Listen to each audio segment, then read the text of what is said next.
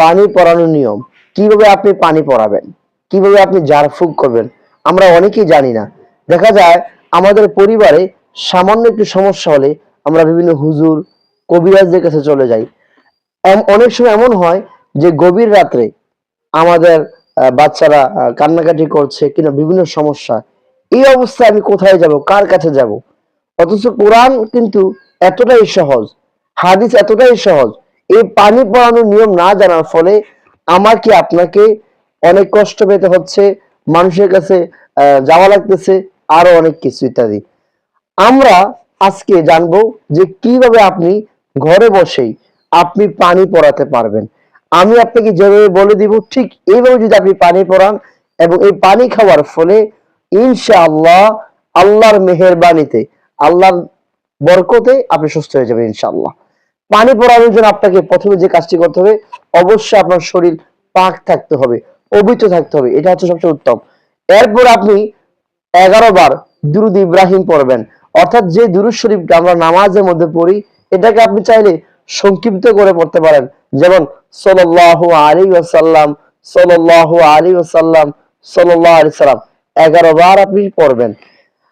এবং তার আগে যদি আপনি সুন্দর করে অজু করে নেন তাহলে এটা ভালো, তবে অজু করতে হবে বিষয়টা এমনটা না, এটা আপনার ইচ্ছা।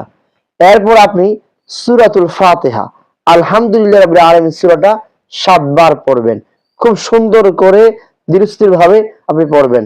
আপনি চাইলে এভাবে পড়তে পারেন, বিসমিল্লাহি আলহামদুলিল্লাহ রাব্বিল আলামিন, এভাবে পড়লে আরো ভালো হবে। 7 বার পড়বেন আলহামদু সূরা। তবে প্রত্যেকবার যখন আপনি আলহামদু সূরা পড়া শেষ হবে, আপনি ওরা দলিন আমিন বলে একটা ফু দিবেন, এভাবে এভাবে আপনি 7 বার পড়বেন, সবকে ফু দিবেন। এরপর আপনি পড়বেন আয়াতুল কুরসি, 3 বার পড়বেন। আয়াতুল কুরসি 3 বার পড়বেন এবং প্রত্যেকবার পড়ার শেষে আপনি একটা করে ফু দিবেন, ফু। এরপর আপনি সূরাতুল ফিল অর্থাৎ আলাম তারা কাইফা রাব্বুকা বিআসহাবিল ফিল, এই সূরাটি আপনি পড়বেন। একবার কিংবা 3 বার পড়তে পারেন, 3 বার পড়লে সবচেয়ে ভালো। আপনি 3 বার পড়ে 3টা ফু দিয়ে দিবেন। এরপর আপনি সূরা কাফিরুন পড়বেন, অর্থাৎ কুল ইয়া আইয়ুহাল কাফিরুন, এই সূরাটি পড়বেন 3 বার। 3 বার পড়ে প্রত্যেকবার পড়ার পর একটা করে ফু দিবেন, 3 বারে 3টা। সূরা ইখলাস পড়বেন, অর্থাৎ কুল হুয়াল্লাহু আহাদ, এই সূরাটা আপনি 3 বার পড়বেন এবং 3টা ফু দিবেন। এরপরে কুল আউযু বিরাব্বিল ফালাক 3 বার পড়বেন, 3টা ফু দিবেন। এরপরে কুল আউযু বিরাব্বিন নাস, এই সূরাটি আপনি 3 বার পড়বেন, 3টি ফু দিবেন। তাহলে আপনি প্রথমে কি পড়বেন, সূরা ফাতিহা 7 বার, এরপরে আয়াতুল কুরসি 3 বার, এরপরে সূরা ফিল অর্থাৎ আলাম তারা এটা 3 বার, এরপরে কাফিরুন 3 বার, ইখলাস 3 বার, ফালাক 3 বার, নাস 3 বার, এইগুলো পড়ার। এবার আপনি কি করবেন, এবার আপনি কিছু আয়াত রয়েছে যেমন শেফার আয়াত, সালামের আয়াত, আপনি এই আয়াতগুলো পড়তে পারেন। হ্যাঁ, এই আয়াতগুলো পড়ে আপনি এখানে ফু দিবেন। যদি আপনি না পারেন কোনো সমস্যা নেই। এবং আপনি চাইলে একটা রয়েছে, আয়াত রয়েছে মঞ্জিল বলা হয়, 33 আয়াত, এইটা আপনি চাইলে পড়তে পারেন। এইটা পরে আপনি যদি না পারেন কোনো সমস্যা নেই, এটা পরে আপনি ফু দিয়ে দেন। ওই মানুষকে, যে ব্যক্তির সমস্যা মাথা ব্যথা, পেট ব্যথা, বিভিন্ন সমস্যা, তাকে আপনি দিয়ে দেন এবং বলেন এই পানিটা খাবার জন্য। এই পানিটা মানুষ, পশু পাখি, ঘর, গোসল যা কিছু সবকিছু দিতে পারবে ইনশাআল্লাহ।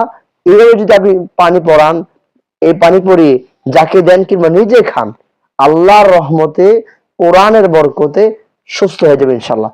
তবে পানি পড়া, মনে করেন যারা পানি পড়া দেয়, যারা পানি পড়ায়, এইটা কখন ভালো কাজ করে, ভালো কাজ করার জন্য মনে করেন একজন নামাজি ব্যক্তি, সবাই এটা করতে পারবে, কোনো সমস্যা নেই, সবারটা দিলে কাজ হবে।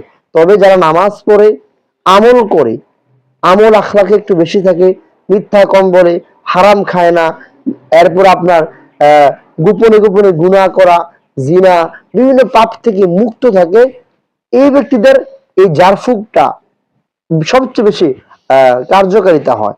আর এমনিতে সবারটা হয়, তবে যারা এই কাজগুলো করে না এবং যারা আমল করে, তাদেরটা সবচেয়ে বেশি কার্যকারিতা হয়। তাহলে আজ থেকে আপনি কারো কাছে যাওয়ার প্রয়োজন নেই, ঘরে বসে আপনি এইভাবে পানি পড়াতে পারবেন এবং এই পানি পরিয়ে মানুষ, পশু পাখি যে কোনো কিছুকে খাওয়াতে পারবেন, গোসল করাতে পারবেন। আল্লাহর দয়া, আল্লাহর মেহেরবানিতে ভালো ফলাফল পাবেন। ইনশাআল্লাহ।